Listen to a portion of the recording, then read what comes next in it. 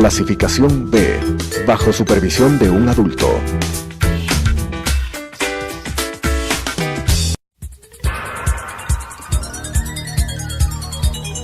Las opiniones vertidas en este espacio por la producción y dirección del programa son de exclusiva responsabilidad de sus autores y de quienes intervienen en ellos.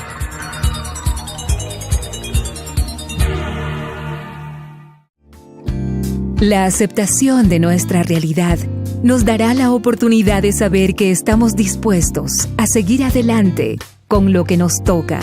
Te invito a acompañarnos. Hoy es un buen día para empezar de nuevo. Telesucesos Canal 29 presenta Frente a la Vida con Juan Diego Umpierres. Bienvenidas, bienvenidos, yo soy Juan Diego Umpierres, un gusto que me acompañes. Frente a la Vida, tu espacio de reflexión, tu espacio de encuentro, de sonrisas, pero también acariciar los matices de la vida que tienen aspectos que aparentemente aparecen sombríos, que convocan tristezas, pero detrás de ellas te garantizo que cuando la posibilidad y la acción del alma está presente, tarde o temprano esa luz aparece al final del túnel y la sonrisa y eso que llamamos un precepto de felicidad, una felicidad humana, no la que a veces planteamos heroica e inalcanzable, sí nos puede convocar para llegar a la casa. Hoy tenemos la continuación de un programa que habíamos hecho ayer con el rabino Max Godet y con el padre Francisco Amengol para hablar un poquito lo que tenía que ver con la Semana Santa, tocar temas que tienen que ver con la espiritualidad humana y quisimos darle continuidad porque es propicio que estas fechas también nos convoquen a reflexión y a mirarnos hacia adentro. Sin duda hay que pasar siempre en la Semana Santa por el trayecto de lo que significa Jesús y por supuesto en la vida de Jesús, padre, que es una vida corta, un hombre de 33 años, es un hombre muy, muy joven. Hay algo en los 33 años, además, que yo siempre lo he venido conversando a nivel psicoterapéutico, que la vida a los 33 años, sin ser tan específico y tan exacto en el momento, siempre se ejerce lo que yo lo he llamado el giro del timón. Algo se quiebra en la vida, algo se moviliza durante esa edad. Pero la pregunta que le hago, en ese recorrido, Jesús fue un estudioso. Hay tránsitos de Jesús que incluso hablan, y le pregunto si esto es cierto o no es cierto, de un pasaje por la India. Cantidad de aprendizajes que mucha gente podría argumentar que más allá de toda esa imposición divina que pudo haber tenido, había algo también de estudio y de maestría que había ejercido a través del aprendizaje. Le pregunto esto, padre, ¿era solamente una imposición divina o había también ese camino, por llamarlo de alguna manera, académico de entender la vida y la sabiduría? Pues Jesús es una persona con dos naturalezas, naturaleza humana y naturaleza divina. En cuanto a su naturaleza divina, pues él era Dios y por lo tanto tenía un conocimiento divino de las cosas. En cuanto a la naturaleza humana, él fue creciendo en conocimiento en Israel, como cualquier niño judío. Fue a la sinagoga, aprendería ahí del rabino, aprendería a leer las escrituras, o sea, tuvo ese crecimiento de conocimiento humano. Jesús no estuvo en la India, no tuvo... Eso es falso. Falso, sí. Falso. O sea, no estuvo ahí, no tuvo una iluminación zen que le hizo revelarse y pensar, no. O sea, él estuvo los 33 años de su vida viviendo, bueno, un periodo en Egipto, pero estuvo toda su vida viviendo en Israel, como cualquier niño judío. Por eso cuando se presenta en la sinagoga de Nazaret y dice, oye, pero si este es el hijo del carpintero, ¿no? O sea, claro. Es una persona normal y corriente, no es este es el iluminado que viene de la India y que nos trae esas enseñanzas, no. Este es el hijo del carpintero, ¿de dónde le sale esta sabiduría? Claro. Y le pregunto en el judaísmo, rabino, cuando se ejerce el estudio, bueno, usted es un estudioso, indudablemente, de lo que son las escrituras, que tiene un marco además de tantos años que la sabiduría tiene que estar impresa sin duda detrás de todo eso, pero se logra a través del estudio y la constancia ese acercamiento a lo que podríamos llamar a una alta sabiduría. Sí, obviamente. El Maimónides, que es el gran filósofo y gran sabio de toda la historia judía, vivió en la Edad Media, en España y Egipto. Él dice que la manera más propicia para que uno llegue a Dios es a través del conocimiento. Para que uno ame a Dios, para que uno no solamente a Dios, a la espiritualidad, es a través del conocimiento. El que no cuestiona, el que no pregunta, no va a llegar jamás a Dios. Pero cuanto más lo conoces, cuanto más estudias, cuanto más lo entendés, más lo querés. Tanto que en hebreo, en la literatura sagrada judía, en la Torá, en las escrituras sagradas, se usa la palabra ladat, que es conocer, como amar. Como cada patriarca, cuando dice la Torah que amó a su esposa, está escrito veyadá, y conoció. Entonces, conocimiento y amor van juntos. Entonces, para conocer, yo tengo que cuestionar primero. Así es la didáctica en el judaísmo. Uno no va a aprender algo que no le importa, algo que él no cuestiona. Primero tienes que cuestionar. Después que cuestionas, tienes que investigar, aprofundarse. Y ahí lo vas a encontrar y lo vas a amar. Entonces el estudio tiene un rol de muchísima importancia. Ahí siempre decimos, a mi entender, que la vida se hace de preguntas. Sí. Y mientras las preguntas sean continuas, el crecimiento también tiene que ser es. continuo. Sí creemos, por eso dicen que los judíos contestan siempre una pregunta con otra pregunta. Claro. Preguntaron al rabino, ¿es verdad esto que los judíos contestan pregunta con otra pregunta? ¿Quién te dijo esto?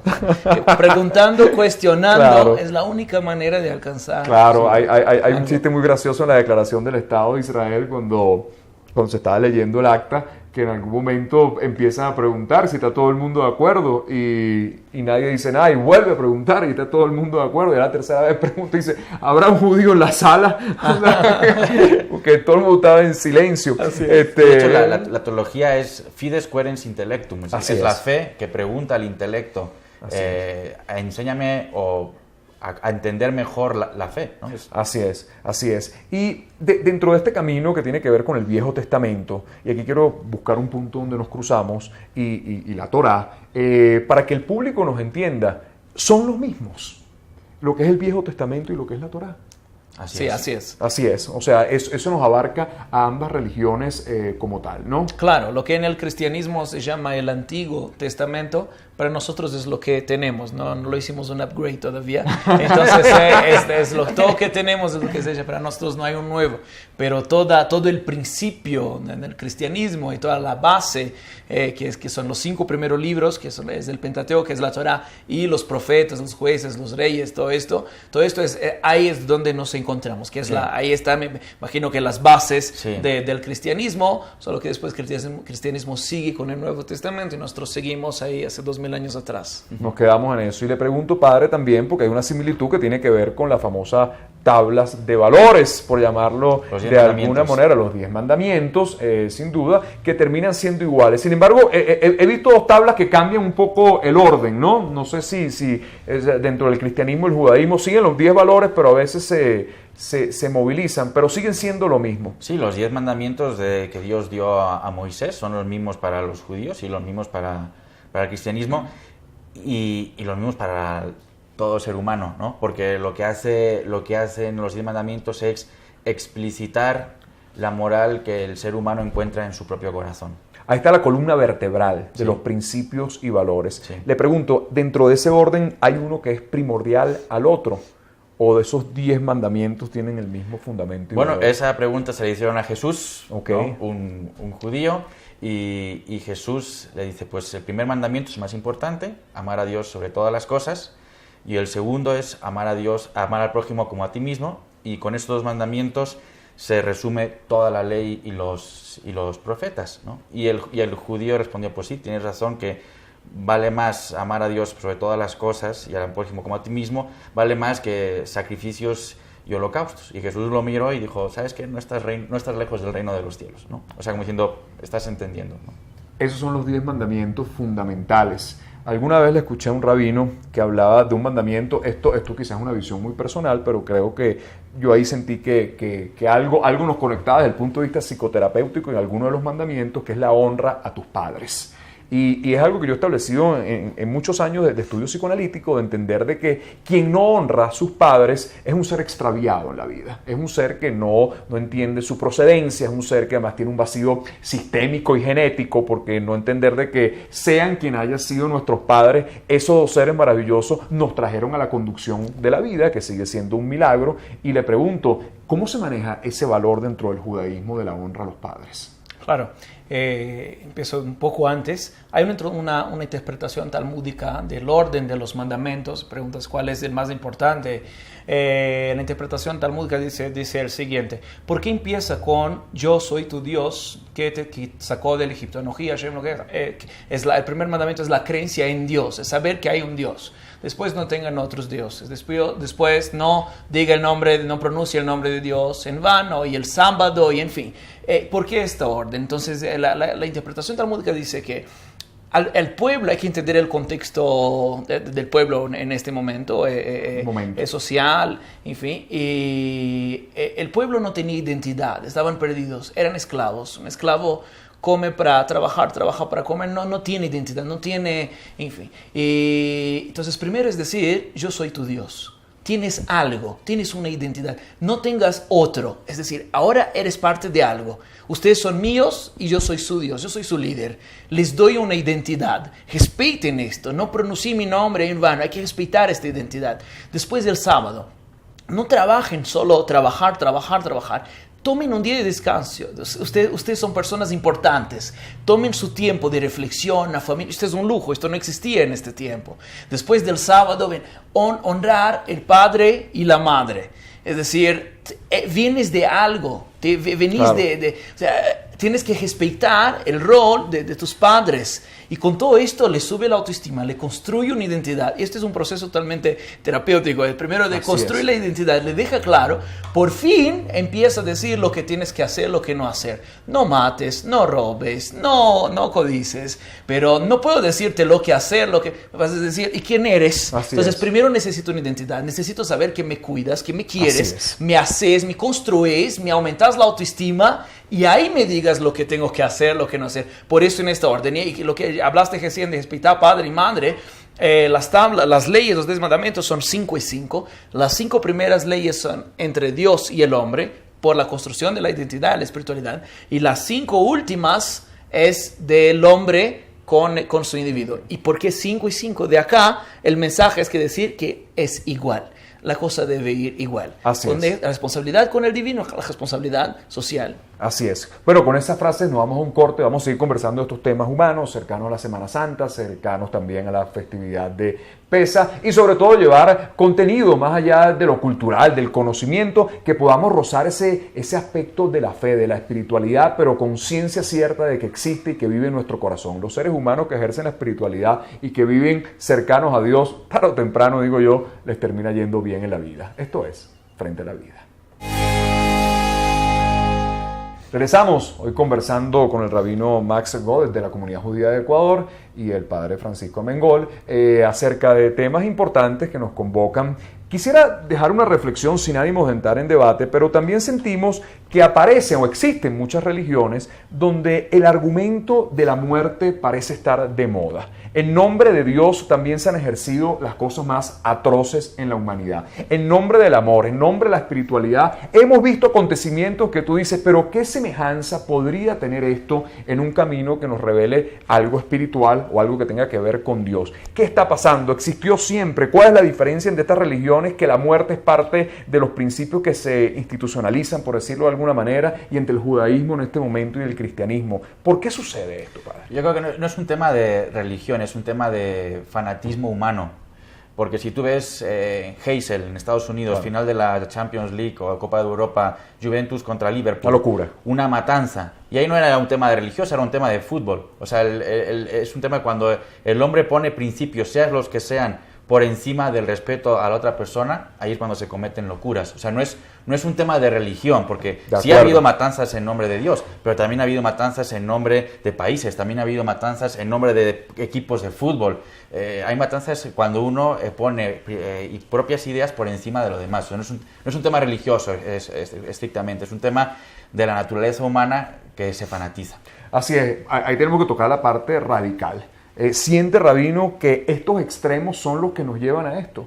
Porque el extremismo nos pone en una posición. Yo tengo la verdad, y si yo tengo la verdad, tú estás equivocado. Entonces ahí no hay negociación, ahí no podríamos estar sentados en esta mesa el día de hoy.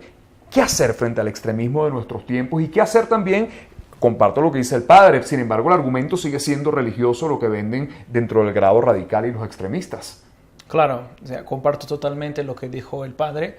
cuando me hacen, que ya dije en otro programa que estuve acá, cuando me hacen la pregunta, Rabino, ¿dónde estaba Dios en el Holocausto? Me confronto con esta pregunta casi todos los días, sin exagerar. Claro. Y yo le contesto con otra pregunta, le digo, ¿dónde estaba Como el buen hombre, judío. como buen judío, dónde estaba el hombre en el Holocausto? ¿Qué hicimos? Y esta misma pregunta podemos hacer hoy. Que escuchamos tanto lo que pasa con los refugiados de Siria y el hambre en África y todos los problemas que conocemos. No nos preguntemos dónde está Dios, preguntemos dónde estamos nosotros, qué hacemos. Y esto es lo que Dios espera de nosotros. ¿Qué hacemos? El fanatismo, como dijo el padre, es algo que surge del hombre, del orgullo, de la intolerancia, que uno no pueda admitir que alguien diga, profese otra fe que no es la suya o no profese ninguna fe.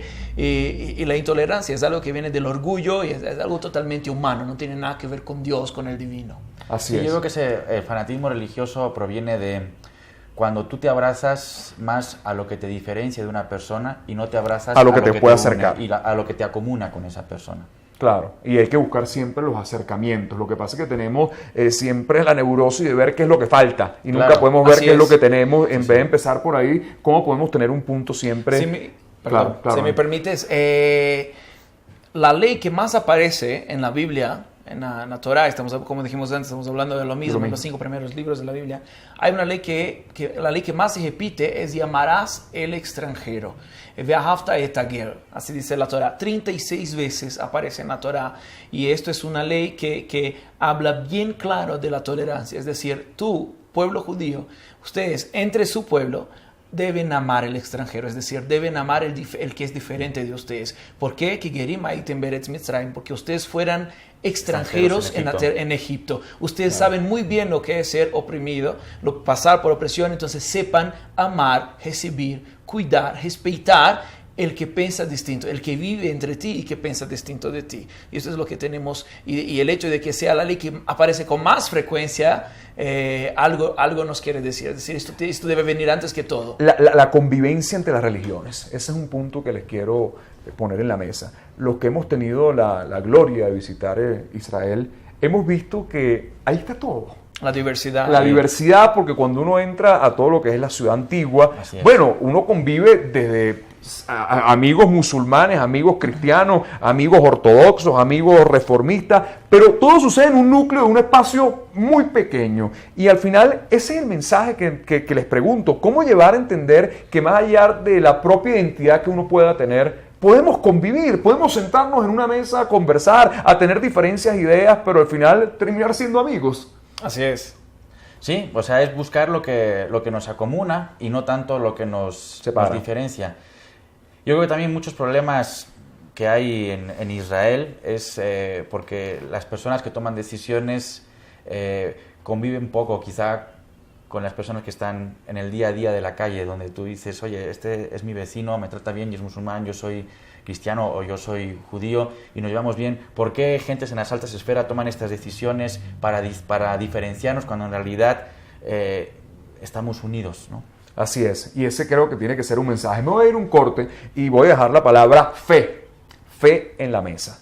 ¿Y por qué? Bueno, porque estamos en una época donde la fe hay que reacariciarla, hay que acercarla, pero hay gente que en este contexto, que por situaciones muy complejas de la vida, porque la vida sigue siendo un tránsito complejo, eso es innegable, pierde la fe, extravía la fe. Y dice, después de un acontecimiento, lo conversamos en algún momento con el rabino de los que son sobrevivientes del Holocausto, mucha gente abandonó la fe. Dice, si esto pasó, ¿por qué tengo que seguir creyendo en un Dios? ¿Cómo hacer para que en esta fecha podamos tocar el corazón y volver a vivir en un camino cualquiera, pero que la fe esté presente? Hoy conversando con el rabino Max Goldt y el padre Francisco Armengol en estos temas de Semana Santa, de espiritualidad, pero sobre todo de buena comprensión en tu corazón frente a la vida. Regresamos frente a la vida, un tema hermoso. Además yo me siento bendecido, ¿vale? ¿Ok? Esto como hay una canción de Rubén Blades que decía que quien acomoda cerca a Dios, ya acomoda a toda la familia también. Entonces todos estamos cerquitas porque tengo a dos maestros de su religión, por supuesto, pero que me hacen sentir muy feliz por el diálogo tan humano y tan cálido. Había dejado la palabra fe, una palabra que además es una conducción incluso energética, y esto está comprobado desde el punto de vista psicoterapéutico. La gente que se aferra en una enfermedad a la oración, a la fe, a esa comunicación, logran procesos de sanación. No sé si lo queremos llevar a un proceso divino o no sé qué es lo que termina al final incorporándose y rozando nuestro corazón, que hace que esa paciente pueda entrar en sanación. ¿Qué podemos decirle, Rabino, y qué podemos decirle, Padre, a la gente que en este momento dice, yo no tengo fe? Padre. Bueno, sí, pues ante todo hay mucha comprensión, ¿no? Porque si no tiene fe es por algo que le ha sucedido.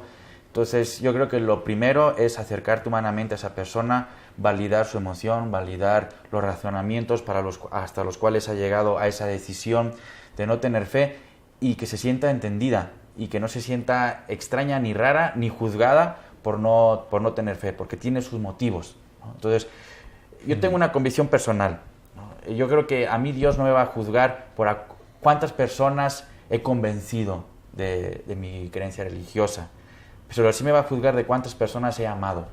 Hermoso. Entonces, yo creo que lo primero que de hacer es amar a una persona y estar con ella. Y si sabes que no tienes fe, te comprendo. Pero vean la palabra comprensión, y siempre lo digo, la mente entiende, pero quien comprende es el corazón. Y cuando entramos en comprensión, las transformaciones aparecen. ¿Qué hacer, Rabino, con alguien que extravía la fe o que no quiere tenerla? Si analizamos históricamente cómo vivíamos hace 500 años atrás, 400, 200 años atrás, la gente tenía la expectativa de vida era mucho más baja, la comunicación era casi imposible si no estabas en la misma ciudad. Así es. La salud, ni qué hablar, las epidemias, las plagas, en fin, la vida era muy, muy, muy difícil, muy dura, enfermedades, y uno casi no tenía cómo tener esperanza, era muy difícil. Entonces la tecnología va avanzando, la ciencia va avanzando y nuestra vida se hace cada vez más fácil. La comunicación, lo sabemos muy bien, la salud, uno va al hospital con toda seguridad, uno tiene la expectativa de vida, subió bastante. Entretenimiento, ¿cuándo hubo tanto entretenimiento? Lazer, diversión, ¿cuándo se habló de esto con tanta cantidad y variedad? Jamás en la historia como tenemos hoy. Entonces uno podría pensar, ya está, ahora el hombre, ser humano, tiene que ser feliz. Porque tenemos absolutamente todo, nos vestimos bien, comemos bien, viajamos, comunicamos, reímos, miramos la televisión, estudiamos. Está todo abierto, no hay intolerancia casi, ya está todo. Y justo hoy el hombre, dicen especialistas, que en el tema, que nunca fuimos tan tristes, nunca nos faltó tanto. Dice la Organización Mundial de la Salud que una de las grandes epidemias que van a afligir la humanidad en los próximos 30 años es la depresión. ¿Y por qué jamás hubo esto? Capaz hubo, pero no al nivel de hoy. ¿Por qué, de acuerdo con que la tecnología, la ciencia, en fin, va avanzando, el hombre va dando un paso atrás? Y yo dejaría la pregunta, capaz estamos perdiendo la fe. Capaz el hecho de que todo es racional, que la razón es lo que manda, es lo que dice, cómo tenemos que hacer. Y estamos dejando para atrás la fe, y capaz esto nos está haciendo falta. Ahí vamos a hacer un programa completo. Yo creo que el hombre también se ha comportado, pretende comportarse muchas veces en un Dios, en un ser muy heroico, y ha perdido el gesto humano y la fragilidad.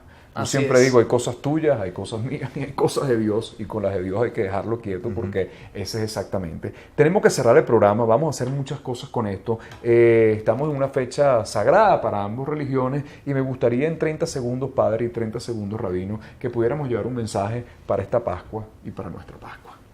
Bueno, para los cristianos, la Semana Santa es una fecha en la cual conmemoramos el sufrimiento de Cristo, en cómo Jesucristo se entregó por nosotros, dio su vida por nosotros, murió en la cruz por nosotros, cargó nuestros pecados y redimió al ser humano, al alma y al cuerpo, y venció a la muerte. Entonces, la Pascua no solamente es una semana en la cual conmemoramos la muerte de Jesús, sino es una semana en la cual celebramos la victoria de Jesús sobre la muerte, y viendo a Jesús, en los misterios de Jesús, también encontramos respuestas a nuestra propia existencia, porque si Jesús ha resucitado, Jesús ha sido superior a la muerte, significa que nosotros como seres humanos también somos superiores a la muerte, no por nuestras propias fuerzas, sino por una gracia dada por Él, por Jesús, al morir y resucitar. En Pesaj, la Pascua judía, les llamamos la fiesta de la libertad, porque es de la fiesta de Hag HaHerut, la fiesta de la libertación, porque nos libertamos dejamos de ser esclavos. Y el mensaje actual de Pesaj, uno de los mensajes actuales de Pesaj, es que todos somos esclavos de algo. Todos tenemos algo que nos esclaviza, y que uno reflexione en estos días qué me hace esclavo, en qué debo libertarme. En Pesaj comemos todos los 7 días de Pesaj comemos matzá, que es el pan ázimo que no tiene levadura. Y uno de los significados de la levadura, ¿por qué no la levadura? Dicen que la levadura representa el orgullo, porque la levadura hace que el pan, que era chiquito, se quede grande, pero es mentira, se infló. ¿Por qué? La verdad sigue siendo el mismo pan, pero la levadura es una gran mentira. Te hace creer que la cosa está, uno cuando tiene bastante orgullo, cree que ya sabe todo, no es esclavo de nada, él ya está. Entonces, en la fiesta de la libertación, de la libertad, uno debe comer el pan ázimo como símbolo, que de manera simbólica representa el orgullo. Que sepamos bajar un poco el orgullo, cuestionarnos, entender que estamos en un proceso evolutivo, que no entendemos todo, ni yo, ni el padre, ni el papá, nadie, no entendemos todo, no podemos comprender todo. Y el más importante es cuestionar, no dejar de cuestionar y jamás perder la fe. Yo me voy emocionado el día de hoy. Estos programas los vamos a repetir además en especiales con diferentes argumentos y posturas religiosas, pero lo más importante es que la gente se lleve algo en el corazón y que estas fechas no pasen solamente como un festejo simbólico, sino que logren contribuir, al crecimiento, a ese acercamiento a la fe y sobre todo a la convicción que pase lo que pase, la vida sigue siendo un milagro y Dios existe. Hasta un próximo Frente a la Vida. Las opiniones vertidas en este espacio por la producción y dirección del programa son de exclusiva responsabilidad de sus autores y de quienes intervienen en ellos.